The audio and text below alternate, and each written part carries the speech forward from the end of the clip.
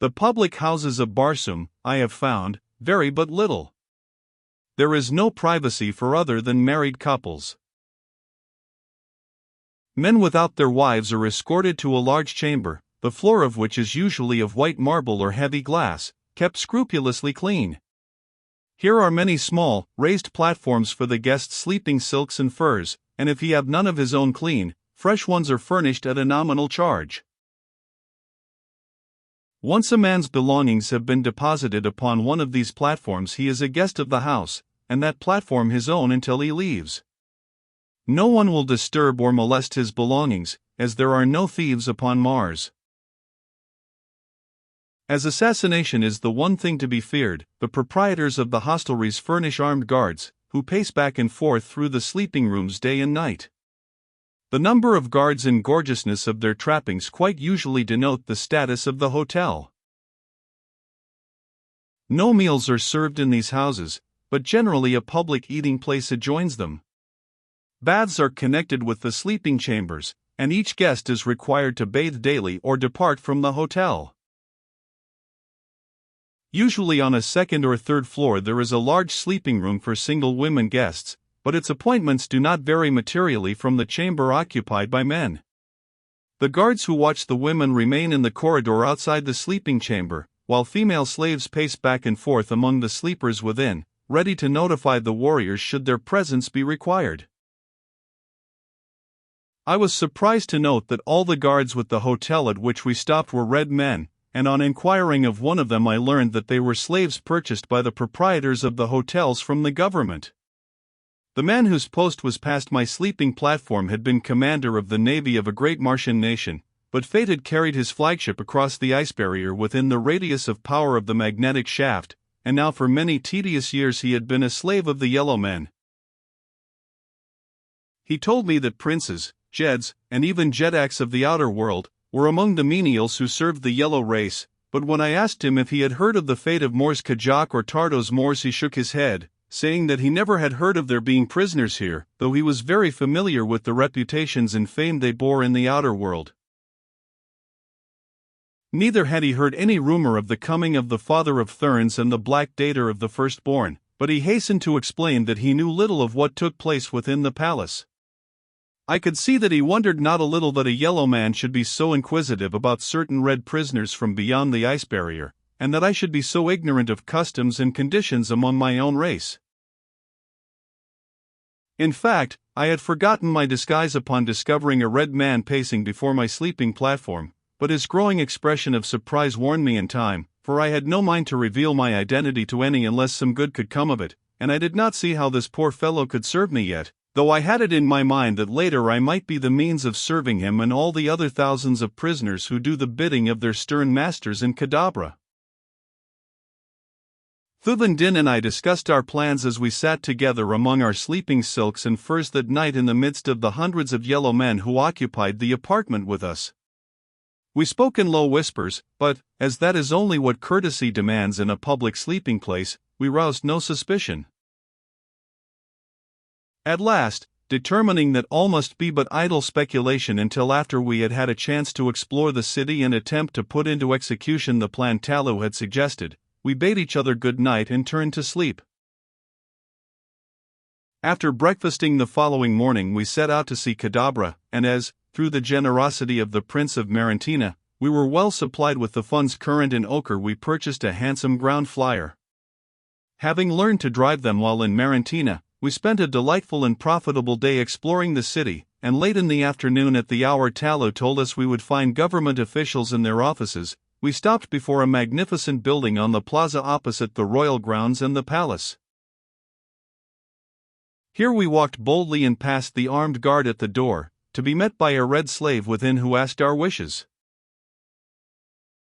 "Tell Sorav, your master, that 2 warriors from Ilal wish to take service in the palace guard," I said.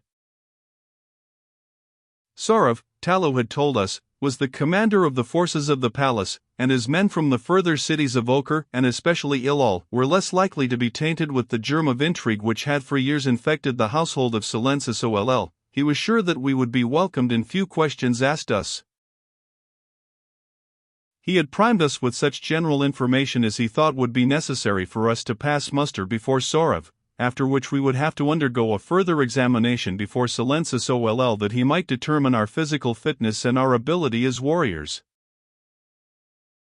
The little experience we had had with the strange hook sword of the Yellow Man and his cup-like shield made it seem rather unlikely that either of us could pass this final test, but there was the chance that we might be quartered in the palace of Silensis Oll for several days after being accepted by Sora before the Jedak of Jedaks would find time to put us to the final test.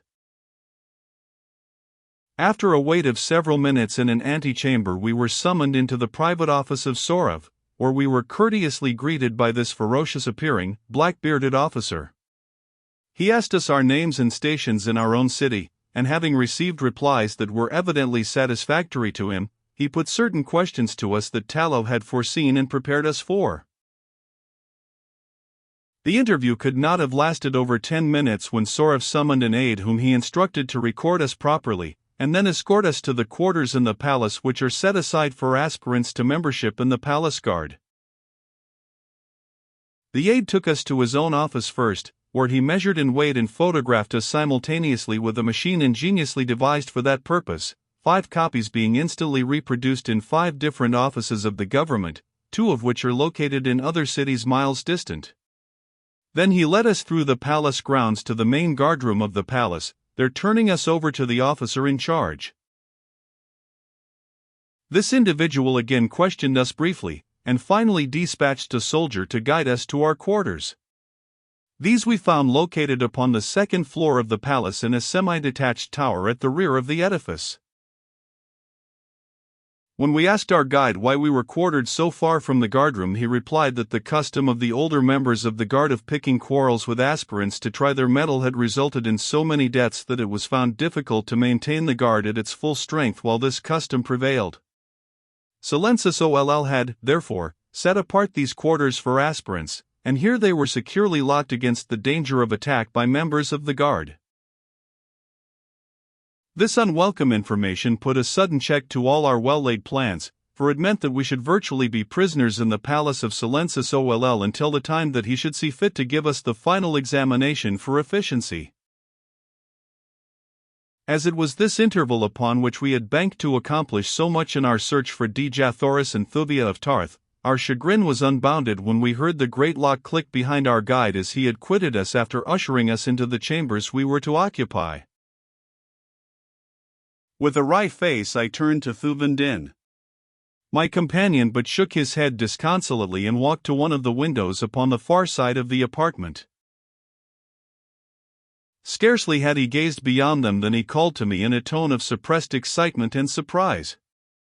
In an instant I was by his side. "Look," said Thuvan Din, pointing toward the courtyard below. As my eyes followed the direction indicated, I saw 2 women pacing back and forth in an enclosed garden. At the same moment I recognized them, they were Djathoris and Thuvia of Tarth. There were they whom I had trailed from one pole to another, the length of a world. Only 10 feet of space and a few metal bars separated me from them. With a cry I attracted their attention, and as Djathoris looked up full into my eyes I made the sign of love that the men of Barsoom make to their women. To my astonishment and horror her head went high, and as a look of utter contempt touched her finely chiseled features she turned her back full upon me. My body is covered with the scars of 1,000 conflicts, but never in all my long life have I suffered such anguish from a wound, for this time the steel of a woman's look had entered my heart. With a groan I turned away and buried my face in my arms. I heard Thuvan Din call aloud to Thuvia, but an instant later his exclamation of surprise betokened that he, too, had been repulsed by his own daughter. "They will not even listen," he cried to me. "They have put their hands over their ears and walked to the farther end of the garden. Ever heard you of such mad work, John Carter? The 2 must be bewitched."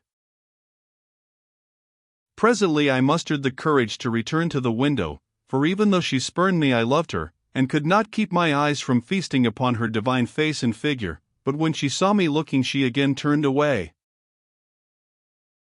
I was at my wits' end to account for her strange actions, and that Thuvia, too, had turned against her father seemed incredible. Could it be that my incomparable princess still clung to the hideous faith from which I had rescued her world? Could it be that she looked upon me with loathing and contempt because I had returned from the valley door, or because I had desecrated the temples and persons of the holy Therns? To naught else could I ascribe her strange deportment, yet it seemed far from possible that such could be the case, for the love of Dejathoris for John Carter had been a great and wondrous love, far above racial distinctions, creed, or religion. As I gazed ruefully at the back of her haughty, royal-headed gate at the opposite end of the garden opened and a man entered. As he did so he turned and slipped something into the hand of the yellow guardsman beyond the gate, nor was the distance too great that I might not see that money had passed between them. Instantly I knew that this newcomer had bribed his way within the garden. Then he turned in the direction of the two women, and I saw that he was none other than Thurid, the black dater of the firstborn. He approached quite close to them before he spoke, and as they turned at the sound of his voice I saw Dejathoris shrink from him. There was a nasty leer upon his face as he stepped close to her and spoke again. I could not hear his words, but her answer came clearly. "The granddaughter of Tardos Mors can always die," she said, "but she could never live at the price you name." Then I saw the black scoundrel go upon his knees beside her, fairly groveling in the dirt, pleading with her. Only part of what he said came to me, for though he was evidently laboring under the stress of passion and excitement, it was equally apparent that he did not dare raise his voice for fear of detection. "I would save you from Matai Shine," I heard him say. "You know the fate that awaits you at his hands. Would you not choose me rather than the other?" "I would choose neither," replied Dejathoris, "even were I free to choose, as you know while I am not." "You are free," he cried. "John Carter, Prince of Helium, is dead." "I know better than that, but even were he dead, and I must needs choose another mate, it should be a plant man or a great white ape in preference to either Matai Shang or you, Black Calo," she answered with a sneer of contempt. Of a sudden the vicious beast lost all control of himself, as with a vile oath he leaped at the slender woman, gripping her tender throat in his brute clutch. Thuvia screamed and sprang to aid her fellow prisoner, and at the same instant I, too, went mad, and tearing at the bars that spanned my window I ripped them from their sockets as they had been but copper wire. Hurling myself through the aperture I reached the garden, but 100 feet from where the black was choking the life from my Dejathoris, and with a single great bound I was upon him. I spoke no word as I tore his defiling fingers from that beautiful throat, nor did I utter a sound as I hurled him 20 feet from me. Foaming with rage, Thurid regained his feet and charged me like a mad bull. "Yellow man," he shrieked, "you knew not upon whom you had laid your vile hands, but ere I am done with you, you will know well what it means to offend the person of a firstborn." Then he was upon me, reaching for my throat, and precisely as I had done that day in the courtyard of the Temple of Isis I did here in the garden of the Palace of Silencio. I ducked beneath his outstretched arms, and as he lunged past me I planted a terrific right upon the side of his jaw. Just as he had done upon that other occasion he did now.